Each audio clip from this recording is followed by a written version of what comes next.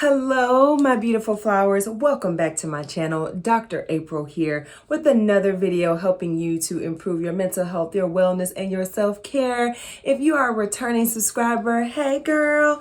If you are new, hey, welcome, welcome, welcome. Thank you so much for tuning in. So in today's video, I'm going to be talking about how to deal with dysfunctional family members. Y'all know those family members, the toxic family members, the ones you can't take nowhere, the ones that you wondering why they keep calling and you wish that you could change your number and not give it to them. Y'all know who I'm talking about, right? So this becomes a really, really big problem, especially when you have done your own work. And when I'm saying have done your own work, what I'm talking about is you have gone to therapy, girl. You have done your work. You now recognize that the way that you used to behave, the way that they behave is super dysfunctional. And you find yourself in a position where you don't want to revert back to old behavior patterns. You don't want to revert back to dysfunctional and negative cycles that have plagued your family for generations, okay? But you love them, they're your family, and you want to have a relationship with these people, but you find it to be super, super difficult without you having to kind of like go back to the old you. You know what I'm saying? Because once you have done your work and you have been in therapy, you don't want to revert back to those old behavior patterns. You are a new person. You have turned a new leaf. And so what you want to focus on now is modeling appropriate behavior, okay? And believe it or not, when you start modeling what appropriate behavior looks like, your family eventually start to follow suit, right? They'll eventually have to start respecting you. But sometimes when you have done your work and it's still new and it's fresh and they're not connecting with it, it can cause a whole lot of problems, okay? So I am here to help you with that. Now, before we get into the strategies and the solutions on how you can deal with dysfunctional family members, the first thing that I want to kind of talk about is some of the things that they might do. So these are some things that you might see your family members doing, okay? One, a lot of them have zero boundaries, okay? So a lot of times they might be calling you all times of the night. They don't respect you when you say you need to get off the phone and you got to go to work in the morning. Another thing, they may just take advantage of you. Maybe they're dropping their kids off to your front door without calling first. I hope they're not doing that. But whatever it is that they're doing, at the end of the day, a lot of times they make you feel guilty for saying no. So we have that emotional guilting, emotional manipulation. If you don't do this, then I'm going to do this. And, don't ask me for nothing no more. And, you selfish. And that's a popular one. You selfish if you say no, right? And so a lot of the times, these are some of the things that we're seeing our family members doing. And basically, a lot of times they tend to be argumentative.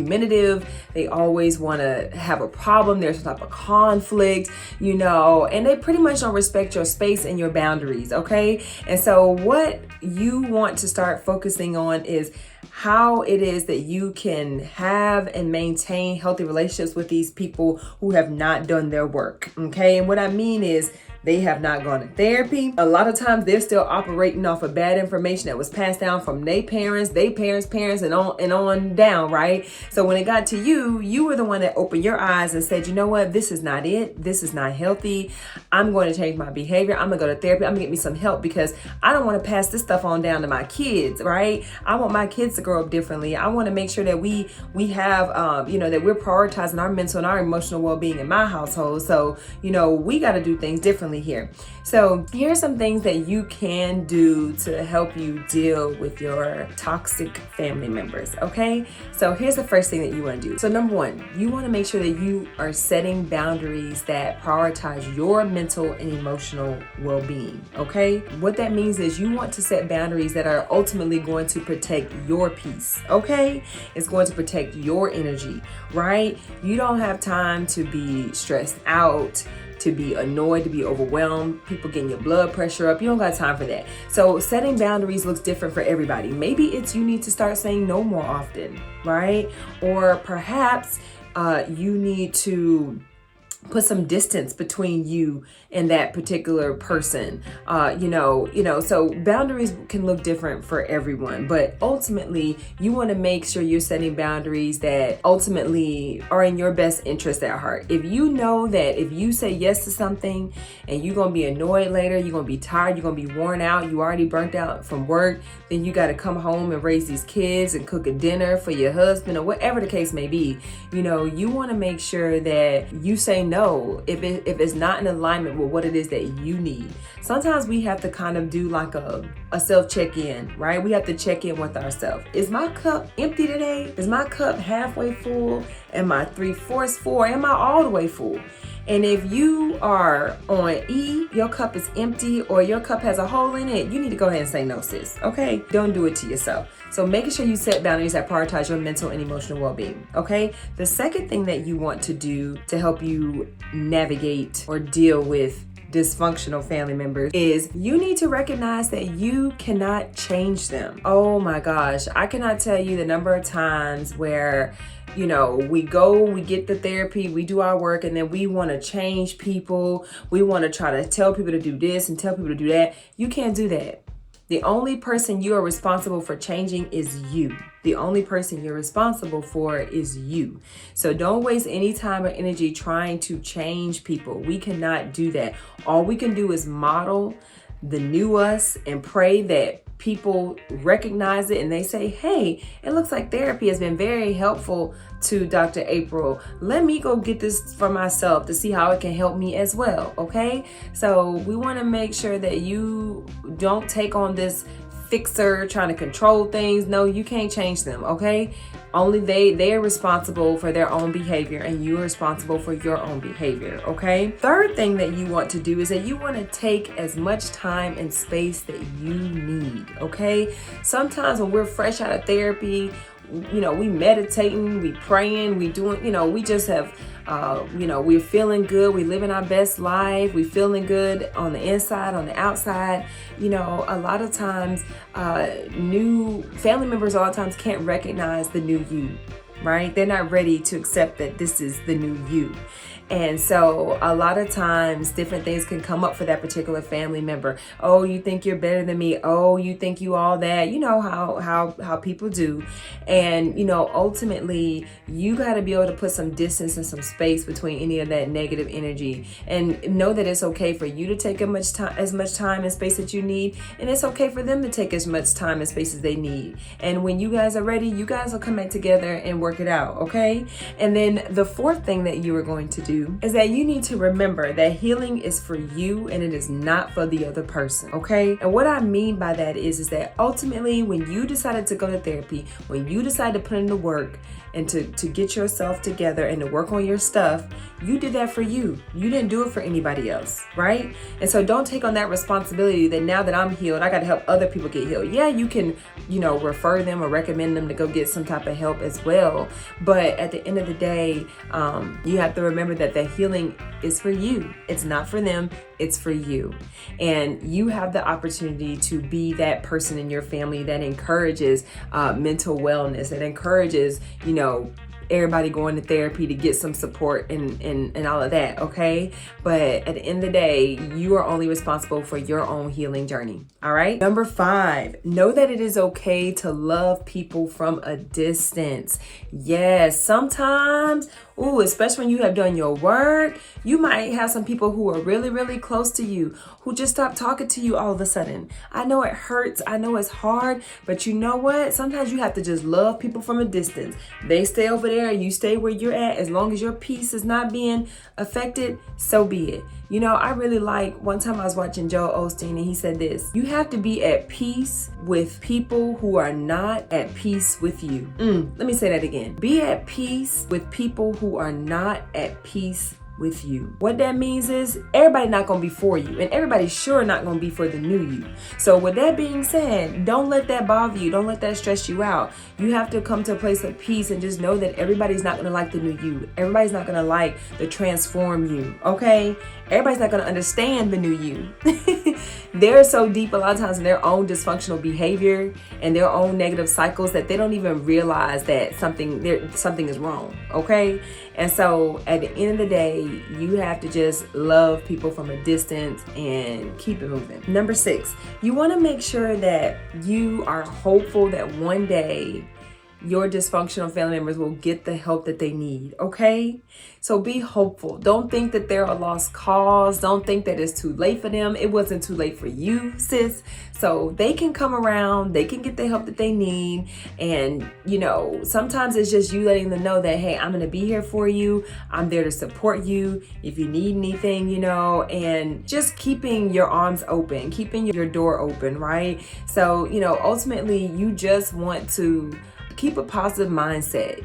They may not get help right away, but they could get help maybe in a few months. It could be later on down the line. It could be a year from now. Everybody has to go at their own pace, and we have to give them grace as they work on changing things for themselves, okay? Number 7, don't compromise your values. I know a lot of the times family members have a special way of getting under our skin, but do not let them get under your skin. Do not compromise the new you for their foolishness, okay? So what I mean when I say don't compromise your values, you've gone to therapy, you got new coping skills, you talk different, you walk different, you act different, you just transform. You're the best version of yourself.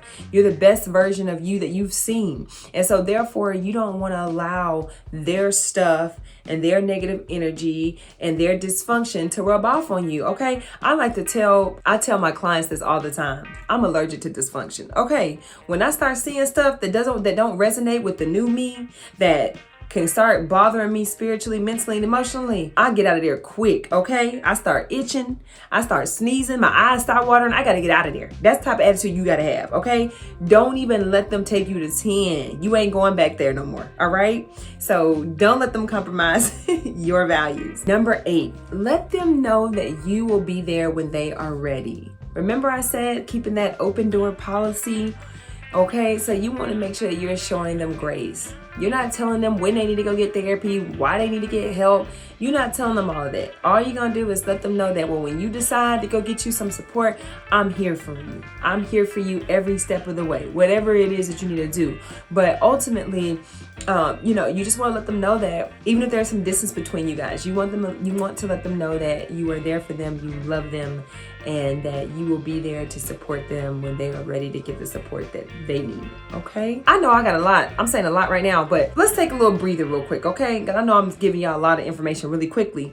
Go ahead and hit that like button if you have not, sis. If there's something that resonates with you that you plan to implement after watching this video, make sure that you like it. Make sure you drop a comment. If there's anything that you have done that you find helpful when you were dealing with toxic family members, please drop it below, okay? Let us know in the comments what you also found to be helpful, if anything, okay? And number 9, you want to remember that in this season of your life, healthy relationships are critical. I don't care if it's a friend, a family member, whomever. If they are participating or engaging in dysfunctional behavior patterns, negative cycles, they're just super toxic, you need to find a way to put some distance in that relationship, okay? Because you don't want that to taint you. You don't want that to get on you, that negative energy. At the end of the day, you just want to make sure that you're protecting your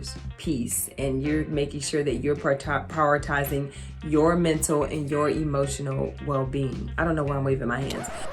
But basically, you want to make sure that you're prioritizing your mental and your emotional well-being, okay? And to do that, you have to know that healthy relationships are critical for you in this season, okay? I don't care if you've been friends with this person for years. I don't care if this family member, has done so much for you, whatever, you feel like you owe them something. You don't owe anyone anything. You don't even owe them an explanation.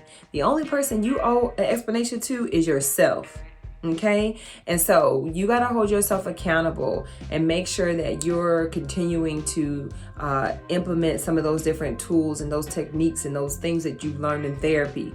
Okay, and I'm gonna tell you right now, the more and more you show and you model what appropriate behavior is in your family, eventually they don't have a choice but to change. When you change your behavior, the people around you have no choice but to change their behavior, okay? And it may take some training, right? But the more and more firm you are and the more and more you set those boundaries, the better off you will be.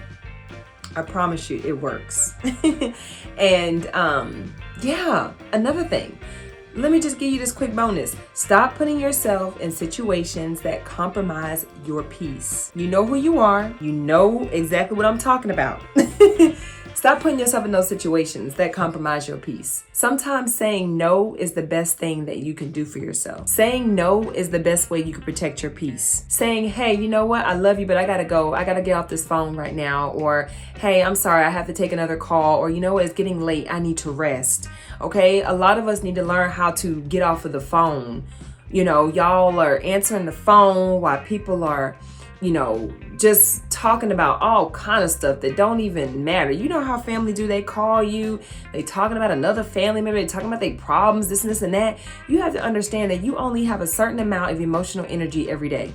And when it's all gone, it's gone. So you have to be mindful of what it is that you're letting in, okay?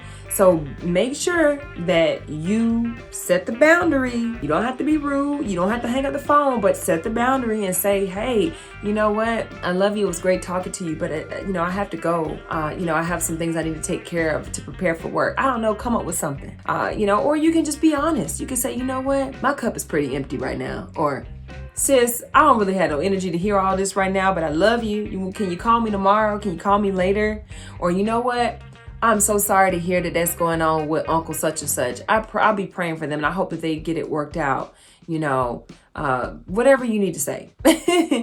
You know, I also recommend that my clients jot down some responses. So like you typically have that family member that's asking you for something and they calling about the same stuff. Y'all know, write down something that you could say in an assertive manner, in a tactful way that's not disrespectful, hurtful, or dismissive. If you have not watched my video yet on how to use your voice at work and be heard, in that video, I talk a lot about assertiveness and how to use effective communication. We can use the same skills that we're using in the workplace at home, okay? Be assertive, set the boundary. You can do it, okay? So I just want to say thank you so much for watching this video. Thank you so much for tuning in. It was so wonderful to see you again today. And yeah, y'all help me get to 100 subscribers so I can go live. So please, if you have not already, share my channel with a friend, share my channel with a family member. Maybe you have that dysfunctional or toxic family member watch this video. Think like, oh, you trying to be funny, but you get what I'm saying. So I love y'all. Thank y'all so much for your support. Thank you for watching. If you got some value out of this content, don't forget to hit that like button. And as well, you know, I'm always going to invite y'all to support the channel. There are links in the description box. You can also sign up for my emails if you have not.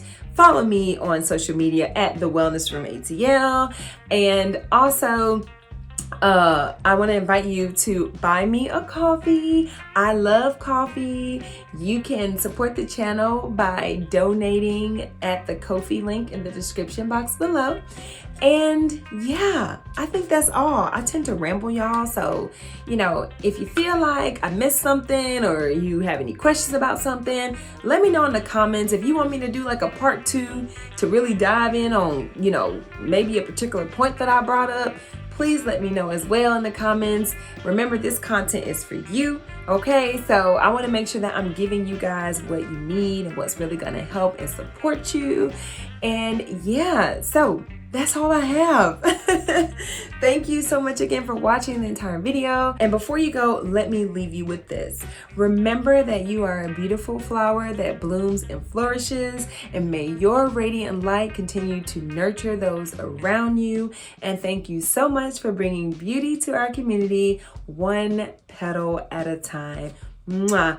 Bye, my beautiful flowers. Thank you so much for tuning in. Take care.